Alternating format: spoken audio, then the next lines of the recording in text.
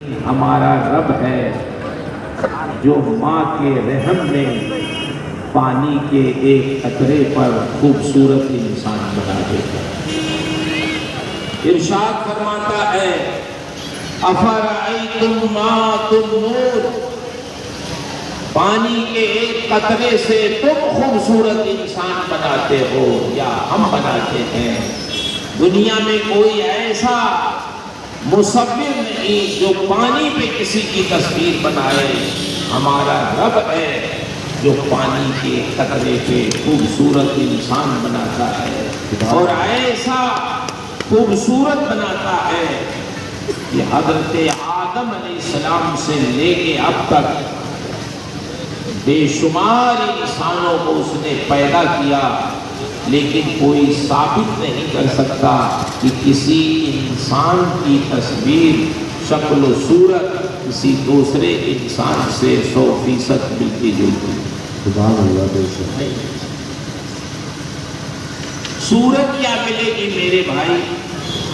یہ آپ کے انگوٹھے کا نشان کسی دوسرے انسان کے انگوٹھے سے نہیں ملتا۔ اللہ نے ایسا نادر و نایاب پیدا کیا ہے کہ ہر انسان بے مثل و بے مثال ہے، کوئی کسی کی طرح نہیں ہو سکتا۔ یہ بارش جو ہوتی ہے، آپ تو یہاں آسانی سے پانی پا جاتے ہیں، لیکن کسی ہندوستان میں راجستھان کے علاقے میں چلے جائیے، باسنی، ناگور وغیرہ، لوگ بارش کا پانی سال بھر تک پیتے ہیں۔ وہ اپنے گھروں میں اکٹھا کر لیتے ہیں بارش کا پانی، بڑے بڑے تالاب انہوں نے کھدوائے ہیں، اس میں بارش کا پانی روک کر سال بھر تک پیتے ہیں۔ کیوں؟ بارش کا پانی میٹھا ہوتا ہے۔ وہاں کی زمین سے جو پانی پیدا ہوتا ہے وہ کھارا ہوتا ہے، وہ پینے لائق نہیں ہوتا۔ بارش کا پانی میٹھا ہوتا ہے۔ بارش کا پانی میٹھا کیسے ہو جاتا ہے؟ وہ قرآن کی زبان میں سنو، افرأیتم الماء الذی تشربون اانتم انزلتموہ من المزن ام نحن المنزلون۔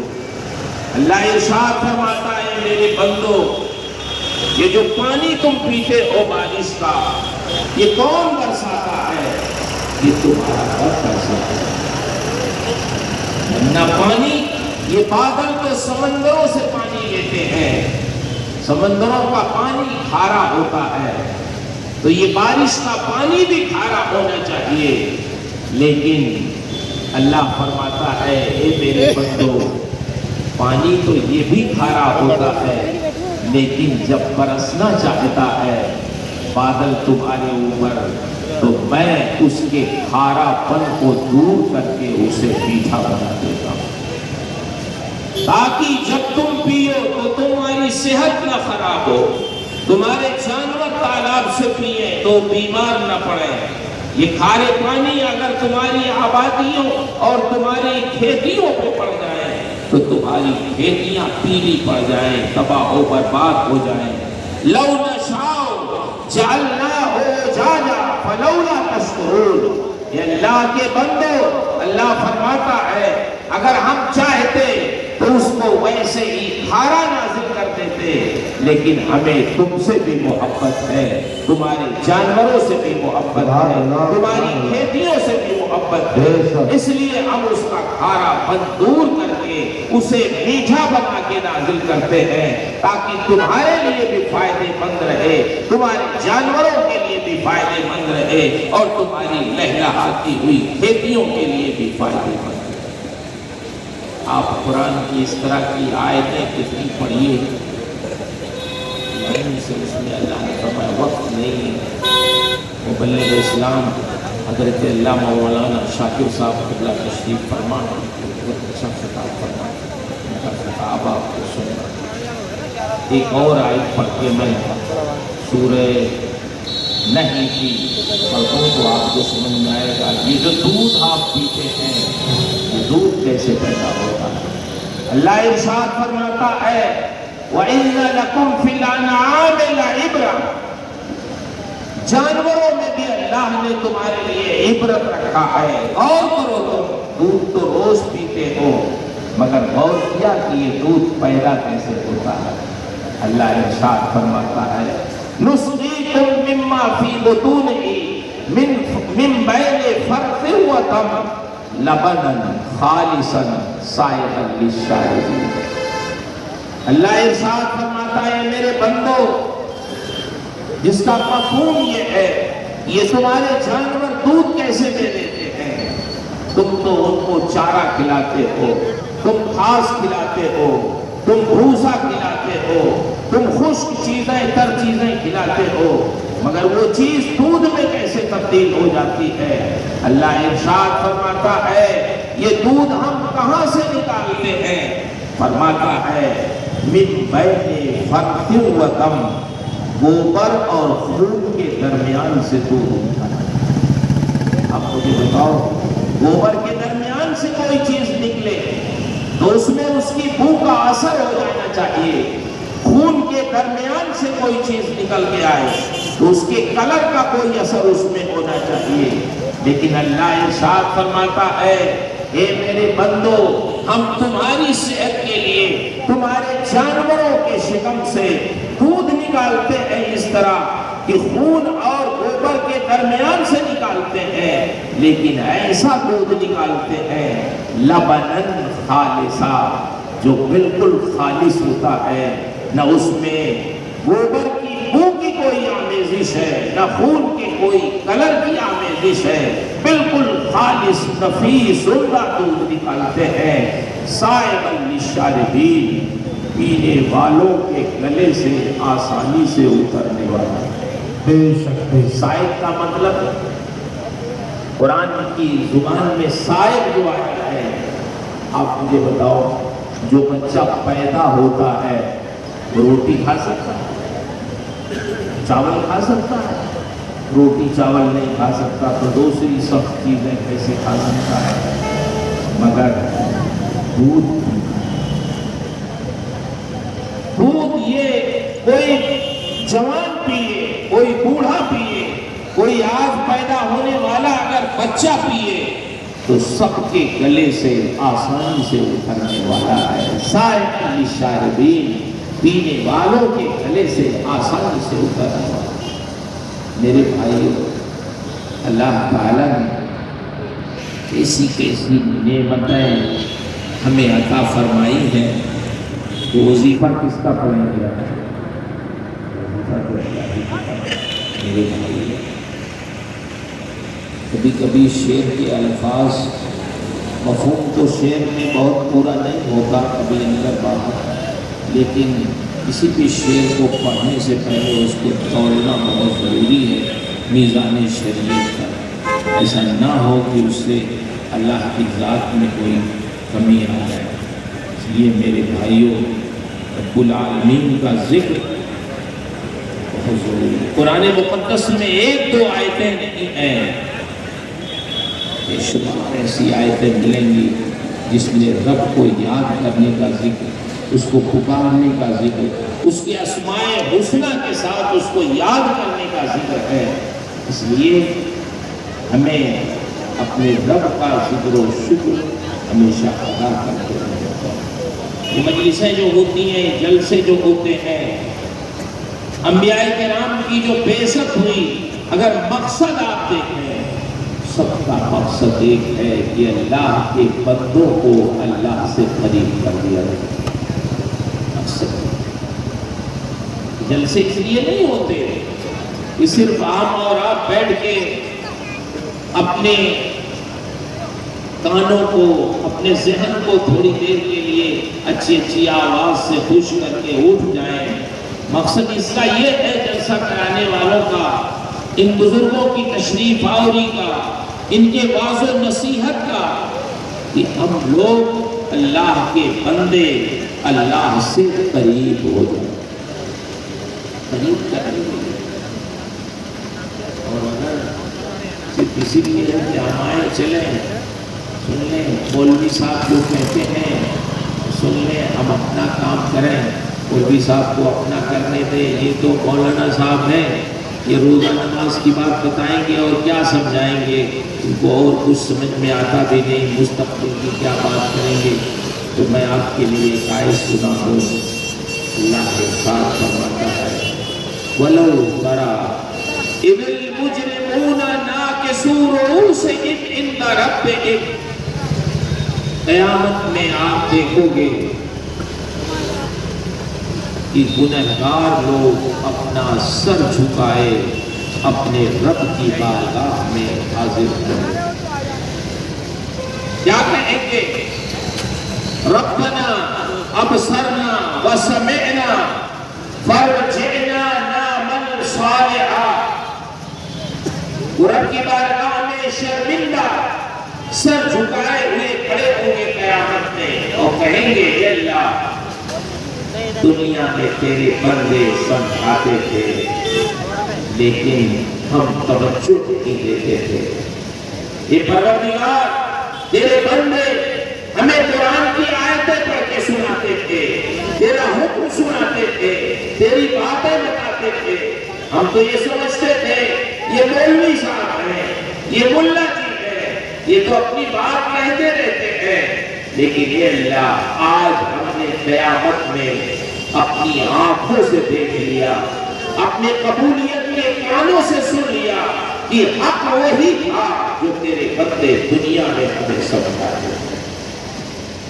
فرجعنا نعمل صالحا، اے اللہ ایک بار اور ہمیں دنیا میں جانے دے، اب تیری نافرمانی نہیں کریں گے، گناہ نہیں کریں گے، تیری معصیت نہیں کریں گے، اے اللہ ایک بار اور دنیا میں بھیج دے، نعمل صالحا، اب نیک کام کریں گے، اب نیکیاں کریں گے، نماز روزے کی پابندی کریں گے، ماں باپ کی خدمت کریں گے، اے اللہ ایک بار اور موقع دے دے، اِنَّا مُوقِنُونَ، اب کسی شک و شبہ میں نہیں ہے، اب ہمیں یقین ہو گیا ہے کہ جو تیرے بندے سمجھاتے تھے وہی صحیح تھا، اب جائیں گے تو نیک کام کریں گے۔ اللہ ارشاد فرمائے گا میرے بندوں، میرے بندوں نے تمہیں سمجھایا، میری آیتیں سنائی، میرا کلام سنایا، میرے محبوب کی حدیثیں تمہیں پڑھ پڑھ کے سنائی، لیکن تم نے اسے بھلا دیا۔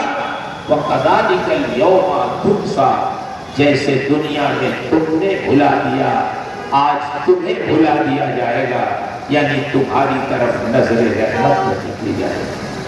اس لیے میرے بھائیوں یہ جلسے صرف تفریح کے لیے نہیں ہوتے، بلکہ بندوں کو بندوں کے رب سے قریب کرنے کے لیے ہوتے ہیں، دیندار بنانے کے لیے ہوتے ہیں، ہماری غفلتوں کو دور کرنے کے لیے ہوتے ہیں، کہ ہمیں سمجھائیں ہمارے بزرگ، ہمارے مشائخ، ہمارے خطبہ، ہمارے علماء جو مسجدوں کے محراب و منبر سے کبھی ہمیں سمجھاتے ہیں، کبھی اپنی نجی مجلسوں سے سمجھاتے ہیں، کبھی جلسوں سے سمجھاتے ہیں، تو اس لیے منعقد ہوتا ہے جب بیٹھیں تو اس سننے کا جذبہ بھی رکھیں اور سن کے قبول کرنے کا جذبہ بھی رکھیں۔ وقت بہت مختصر ہے، مجھے بہت زیادہ کچھ کہنا بھی نہیں ہے، لیکن دو ایک بات تسلی کے لیے بھی اور ضرورت کے لیے بھی عرض کر دوں کہ نیکیوں کی قدر ہے، نیک پر ہے۔ ہم لوگ کہتے ہیں ہماری مدد نہیں ہوتی اللہ کی طرف، اللہ فرماتا ہے وَهُوَ يَتَوَلَّى الصَّالِحِينَ، اللہ اپنے نیک بندوں کی مدد فرماتا ہے۔ ہم نیک بننے کی کوشش تو کریں، بند دروازے بھی نیکوں کے لیے کھل جائے۔ قرآن پڑھیے، سورہ یوسف پڑھیے، ترجمہ تو اب تو سب کے آئے ترجمے کے ساتھ۔ حضرت یوسف علیہ السلام کو زلیخا نے جب بلایا عزیز مصر کے محل میں اور نیت اچھی نہیں تھی، تو جانتے ہیں کتنے دروازوں کے اندر بلایا؟ 7 دروازے میں اپنے نوجوانوں سے خصوصیت کے ساتھ عرض کروں گا اور سے سنیں۔ 7 دروازوں کے اندر حضرت یوسف علیہ السلام کو بلایا، اور جس دروازے کے اندر آپ جاتے تالا دروازے میں لگ جاتا کہ واپس نہ جانے پائے۔ 7 دروازوں میں تالے لگا دیے گئے، اور جب آپ کو دعوت دی، اپنی طرف بلایا، تو حضرت یوسف علیہ السلام نے ارشاد فرمایا کہ میں اپنے مالک کی نافرمانی نہیں کر سکتا، نہ اس کی امانت میں خیانت کر سکتا ہوں۔ آپ باہر نکلے اور بھاگے، جدوجہد کی، کوشش کی، آپ کو معلوم تھا کہ دروازے سب بند ہیں، لیکن ہمت نہیں ہارے، گناہ سے، برائیوں سے بچنے اور معصیت سے بچنے کی اتنی کوشش کی کہ آپ آگے دروازے کی طرف، لیکن جس دروازے پہ بھی جاتے دروازہ تالا کھل کے زمین پہ آ جاتا، دروازہ حضرت یوسف علیہ السلام کے لیے کھل جاتا۔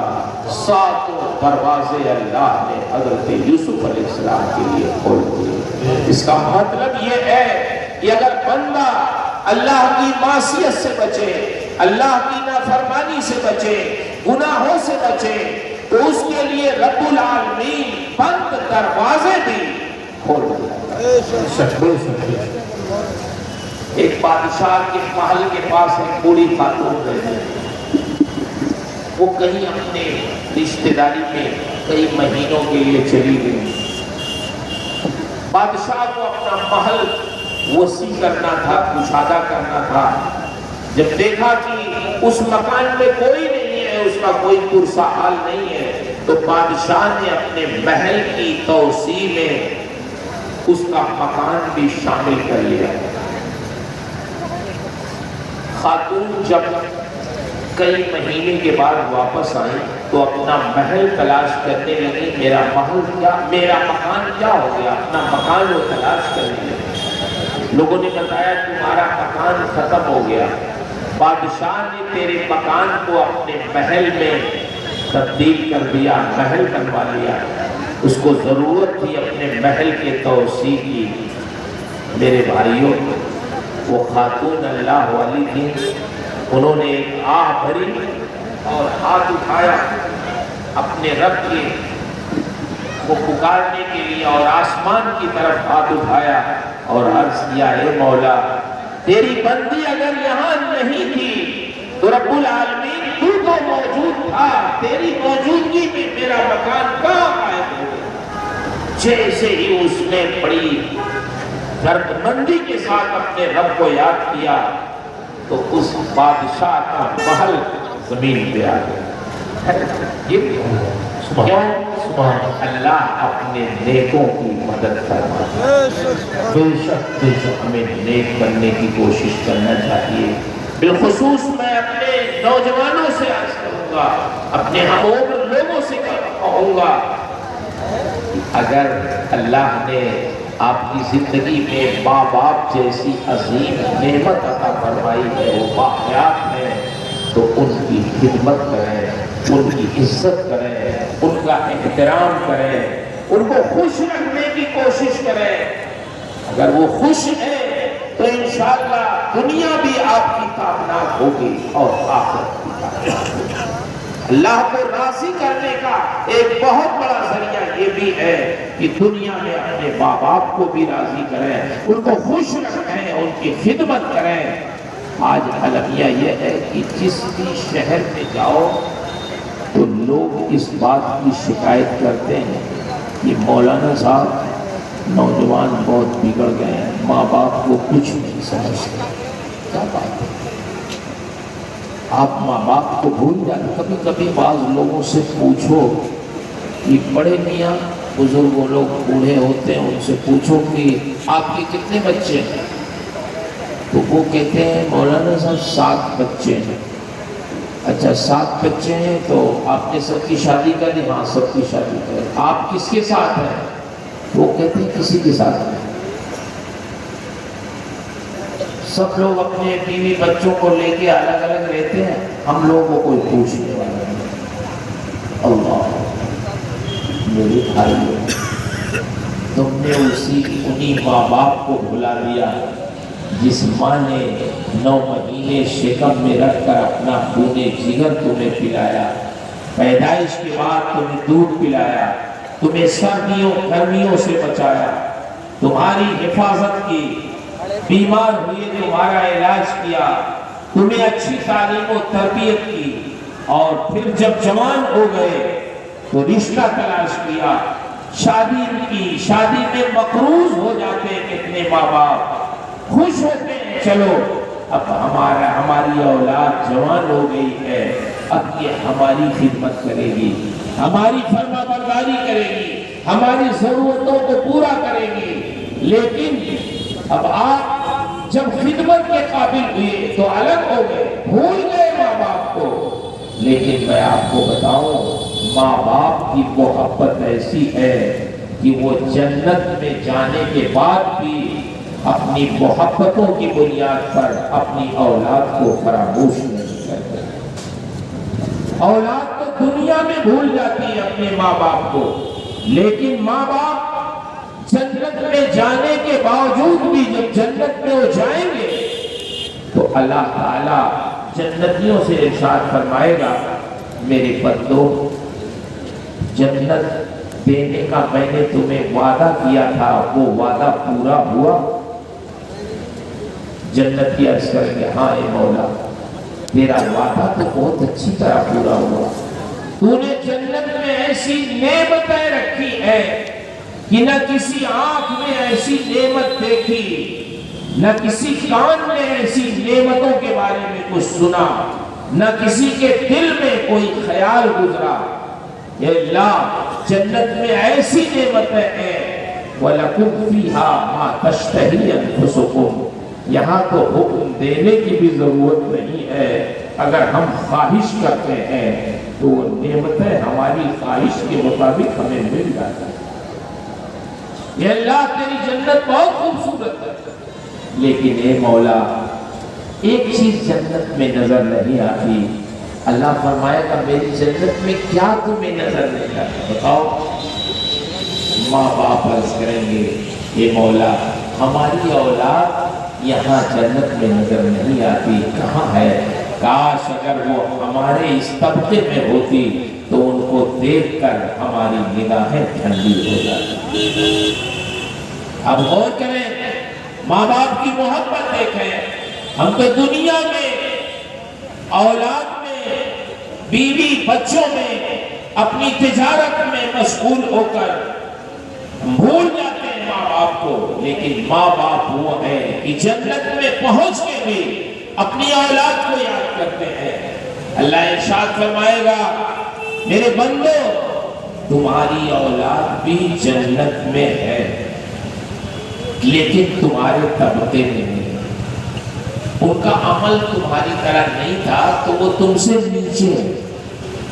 اللہ یہ بھی فرما سکتا تھا کہ تم نیچے والی منزل میں جاؤ اور ان کی زیارت کر کے چلے آؤ آنکھیں ٹھنڈی کر کے، مگر اللہ کا کرم آپ دیکھیں، جب جنت میں کسی کو بلند مقام عطا فرما دے گا تو پھر ان کو نیچے وہ نہیں بھیجے گا۔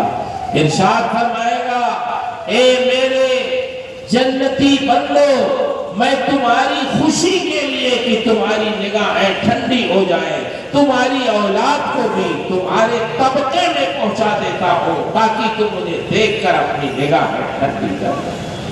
بڑی شان ہے ماں باپ کی محبت، تو ہمیں اپنے رب کا شکر بھی ادا کرنا ہے، فرائض بھی ادا کرنے ہیں، اور ساتھ ہی ساتھ اپنے ماں باپ کی خدمت بھی کرنی ہے، گناہوں سے بچنا بھی ہے، نمازوں کی پابندی بھی کرنی ہے۔ بالخصوص میں ان لوگوں سے عرض کروں گا جو کاروبار سے منسلک ہیں، تجارت کرتے ہیں، تجارت میں بہت مصروف رہتے ہیں، میں ان تاجروں کو خوشخبری سنانا چاہتا ہوں کہ آپ کی مصروفیت تو بہت رہتی ہے، لیکن اللہ نے آپ کے لیے ایسا انتظام فرمایا ہے کہ قیامت کا صرف ایک دن ہوگا جو کتنا بڑا ہوگا؟ 50,000 سال کا۔ قرآن کی زبان آدھا دن دوڑ بھاگ میں ختم ہو جائے گا، آدھے دن میں حساب و کتاب ہوگا۔ یہ زمین اس دن تانبے کی ہوگی، سورج 1.25 میل یا 1.25 نیزے کے فاصلے پر ہوگا۔ آج سورج کا کی پیٹھ ہے، کل سورج کا چہرہ ہوگا، بڑی سخت دھوپ ہوگی۔ اس میدان میں اولین و آخرین اکٹھا ہوں گے، بھیڑ ایسی ہوگی، گرمی ایسی ہوگی، پسینہ اتنا نکلے گا کہ اللہ کے رسول صلی اللہ تعالی علیہ وسلم ارشاد فرماتے ہیں کہ پسینہ جسموں سے نکل کر تانبے کی زمین میں 70 گز اندر چلا جائے گا، پھر اس کے بعد اوپر آئے گا، کسی کے ٹخنے تک پسینہ، کسی کے گھٹنے تک پسینہ، کسی کے کمر تک پسینہ، کسی کے سینے تک پسینہ، کسی کے گلے تک پسینہ، کسی کے ہونٹوں تک پسینہ، کوئی پسینے میں ڈبکیاں کھا رہا ہوگا۔ لوگ یہ سوچتے ہوں گے کاش اس دھوپ میں ابر کا کوئی ٹکڑا، بادل کا کوئی ٹکڑا آ جاتا جو ہمارے سر پہ سایہ فکن ہو جاتا تو تھوڑی دیر کے لیے ہمیں سکون مل جاتا، لیکن اللہ کے رسول ارشاد فرماتے ہیں الیوم لا ظل الا ظل، آج رب العالمین کے عرش اعظم کے سائے کے علاوہ کہیں چھپنے کی کوئی جگہ نہیں ملے گی۔ رب تعالیٰ کے عرش کے نیچے ہی سایہ ملے گا لوگوں کو، لوگ بڑے پریشان ہوں گے۔ اتنے میں اللہ کا ایک منادی آئے گا اہل محشر کے درمیان اور پکارے گا اینا فلاں ابن فلاں، فلاں کے بیٹے فلاں کہاں ہے؟ اینا فلاں ابن فلاں، فلاں کے بیٹے فلاں کہاں ہے؟ نام لے لے کے وہ منادی پکارے گا فلاں کے بیٹے فلاں کہاں ہے، فلاں کے بیٹے فلاں کہاں ہے۔ جن کو پکارے گا منادی وہ سمجھ جائیں گے، وہ کہیں گے ہاں ہم یہاں حاضر ہیں۔ منادی کہے گا اے اللہ کے بندو، یہ تمہاری جگہ نہیں ہے، چلو یہاں سے۔ اللہ نے اپنے عرش کے سائے میں تمہارے لیے نور کی کرسیاں رکھوا دی ہیں، اس پہ تم بیٹھ جاؤ۔ وہ خوش ہو جائیں گے، اس محشر کی دھوپ میں عرش اعظم کے سائے میں جگہ مل جائے، اس سے بڑی خوشی کی کیا بات ہو سکتی ہے، اس سے بڑی سعادت کیا ہو سکتی ہے۔ دنیا کی ساری سعادتیں اس سعادت پہ قربان ہیں۔ وہ اہل محشر سے نکل کے دوڑ کے عرش کے سائے میں چلے جائیں گے۔ واقعی ان کے لیے اللہ نے نور کے ممبر لگوائے ہوں گے، کرسیاں بچھوائی ہوں گی نور کی، وہ اسی پہ بیٹھ جائیں گے، اور جیسے ہی وہ بیٹھیں گے تو ان کے چہرے ایسے نورانی ہو جائیں گے کہ جب اہل محشر کی نگاہ ان پہ پڑے گی تو ان کی زبان سے بے ساختہ نکل جائے گا اے پروردگار، یہ تیرے کون سے بندے ہیں؟ ابھی تو ہمارے درمیان تھے، تو نے ان کا نام لے لے کر کے اپنے عرش کے سائے میں بلا لیا ہے۔ یہ ہے کون لوگ؟ کیا یہی انبیاء کرام ہے؟ جواب ملے گا ما ہم انبیاء والصدیقین، نہیں یہ اہل محشر دھوکہ نہ کھاؤ، یہ انبیاء نہیں ہے، یہ صدیقین نہیں ہے۔ رجال لا تلہیہم تجارت ولا بیع عن ذکر اللہ، یہ میرے وہ بندے ہیں جو دنیا میں کاروبار کرتے تھے، دنیا میں تجارت کرتے تھے، دکان کرتے تھے۔ یہ انبیاء اور صدیقین نہیں ہے، یہ تاجروں کی جماعت ہے، یہ کاروباریوں کی جماعت ہے، یہ دکانداروں کی جماعت ہے۔ یہ دکاندار لوگ ہیں، یہ تاجر لوگ ہیں، یہ خرید و فروخت کرنے والے لوگ ہیں جن کو دنیا دار سمجھتی تھی۔ لیکن اے اہل محشر سنو، یہ میرے وہ بندے ہیں جو دنیا میں کاروبار تو کرتے تھے، بڑی بھیڑ ہوتی تھی ان کی دکانوں پر، بہت مصروف رہتے تھے میرے بندے کچھ دے رہے ہوتے تھے، کچھ لے رہے ہوتے تھے، ان کی دکانوں پہ لوگوں کا ہجوم رہتا تھا، لیکن عین اسی وقت میری مسجدوں سے اذان کی آواز آ جاتی تھی، اور جیسے ہی مسجدوں سے اذان کی آواز آتی تھی تو پھر یہ میرے بندے کہاں کی تجارت، کہاں کا نفع، کہاں کی سوداگری سب چھوڑ چھاڑ کے میری مسجد میں آ جاتے تھے، اور میری مسجد میں آنے کے بعد اپنے عمل سے ثابت کرتے تھے کہ یہ مولا ہمیں اپنی دکان سے تو بہت محبت ہے، اپنے کاروبار سے تو بہت محبت ہے، اپنی تجارت سے بہت محبت ہے، لیکن اے پروردگار دکان اور تجارت سے کہیں زیادہ تجھ سے محبت ہے، تیری نماز سے محبت ہے، تیری اذان سے محبت ہے، تیری مسجدوں سے محبت ہے۔ تو یہ اہل محشر سنو، دنیا میں جو لوگ میرے بندے میری محبت میں اپنی دکان چھوڑ دیتے تھے، میری نماز کے لیے، میری اذان کے لیے، میرے ذکر کے لیے، مجھے یاد کرنے کے لیے، تو میں قیامت کی دھوپ میں ان کو بے سایہ نہیں رکھتا، بلکہ اپنے عرش کے سائے میں انہیں نور کی کرسیوں پہ بیٹھاتا ہوں۔ سبحان اللہ کی عزت ہے۔ اس لیے میرے بھائیوں، زندگی اللہ نے جو دی ہے اس کو غنیمت جانیں، اللہ کی نافرمانی میں نہ صرف کریں، اللہ کو یاد کریں، نمازوں کی پابندی کریں، اپنے ماں باپ سے محبت کریں، اپنے گھر والوں سے محبت کریں، اپنے بیوی بچوں سے محبت کریں، پڑوسیوں سے محبت کریں۔ ہمارے آقا و مولا صلی اللہ تعالی علیہ وسلم نے ارشاد فرمایا، خیرکم خیرکم لأہلی وَأَنَا خیرکم لأہلی۔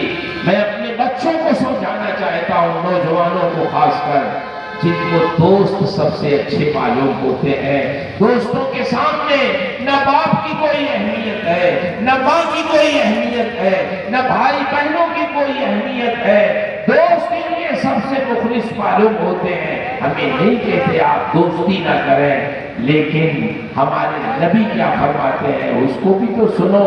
ہمارے پیغمبر فرماتے ہیں تم میں سب سے بہتر وہ ہے جو اپنے گھر والوں کے لیے سب سے بہتر ہو، اپنے بیوی بچوں کے لیے بہتر ہو، اپنے ماں باپ کے لیے سب سے بہتر ہو۔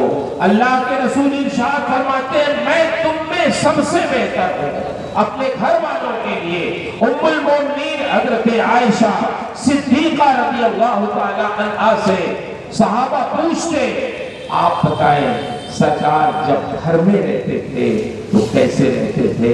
ہم سرکار کو مسجد میں دیکھتے ہیں، سفر میں دیکھتے ہیں، حضر میں دیکھتے ہیں، لیکن گھر میں وہ کیسے رہتے ہیں؟ ان کے کھانے کا کیا طریقہ ہے؟ ان کے بیٹھنے کا کیا طریقہ ہے؟ آپ حضرات سے ان کے معاملات کا کیا مسئلہ ہے وہ تو آپ بتائیں گی۔ گھر میں اللہ کے رسول کیسے زندگی گزارتے تھے؟ تو ام المومنین ارشاد فرماتی ہیں میں بتاتی ہوں کہ سرکار جب گھر میں آتے میں نے کبھی نہیں دیکھا سرکار کو کہ سرکار گھر میں آئے ہوں، داخل ہوئے ہوں اور مسکرائے نہ ہوں۔ سلام کرتے، مسکرا کے اپنے گھر کے لوگوں سے سلام کرتے۔ اس کا مطلب یہ ہے کہ جب گھر میں بندہ آئے تو سلام کرے، مسکرا کے لوگوں سے ملے، خوش ہو۔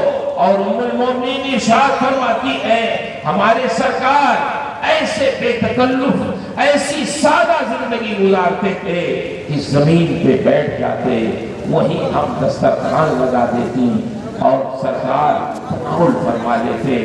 اگر کبھی کوئی کھانا ان کو پسند نہیں بھی ہوتا تو نہیں کھاتے، اسے چھوڑ دیتے، لیکن ہمیں کبھی ملامت نہیں کرتے کہ عائشہ تم نے کیا بنا دیا ہے، حفصہ تم نے کیا پکا کے لا کے رکھ دیا ہے۔ کبھی ہمیں ملامت نہیں کرتے، جو کھانا ہوتا کھا لیتے اور جسے چھوڑنا ہوتا چھوڑ دیتے، نہیں کھاتے، لیکن کبھی گھر والوں کو ڈانٹتے نہیں، کبھی ان پر ناراض نہیں ہوتے، اور محبت ایسی فرماتے، دلجوئی ایسی فرماتے کہ ہمیں معلوم تھا کہ آپ کی بعثت امت کی ہدایت کے لیے ہوئی ہے، گمراہی سے نکالنے کے لیے ہوئی ہے۔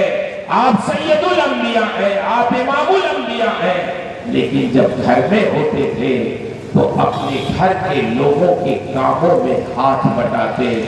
ہم اگر توے میں روٹی ڈال دیتی تو ہمارے سرکار کبھی کبھی ہمارے توے کی روٹی کو الٹنے پلٹنے لگتے۔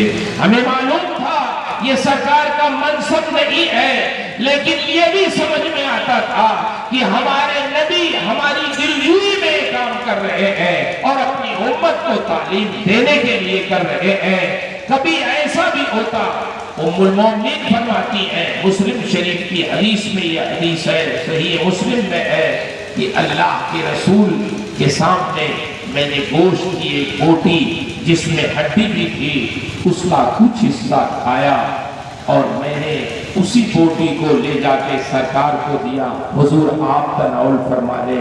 اللہ کے رسول نے وہ گوشت کی بوٹی اپنے ہاتھ میں لیا اور لینے کے بعد رک گئے، کھانا شروع نہیں کیا۔ ارشاد فرماتے ہیں، عائشہ تم مجھے بتاؤ تم نے اپنے دانتوں سے کہاں سے کاٹ کے اسے کھایا ہے؟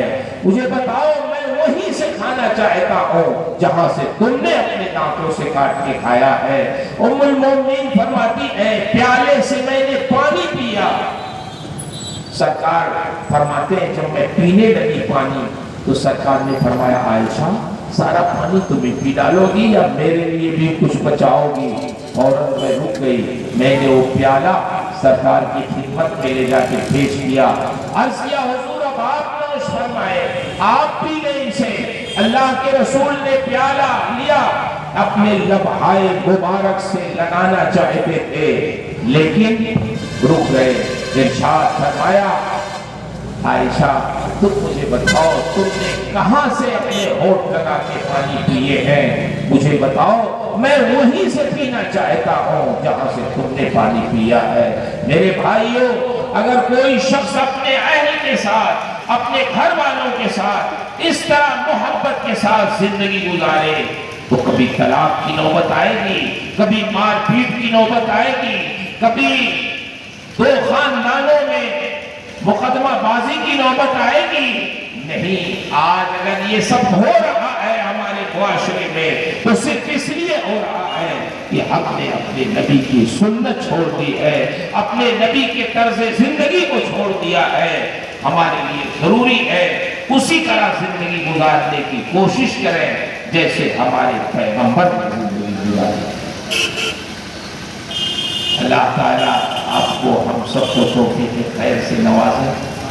باتیں بہت کچھ ہے لیکن آپ سے بس یہی گزارش ہے، آپ محبت کے ساتھ زندگی گزاریں۔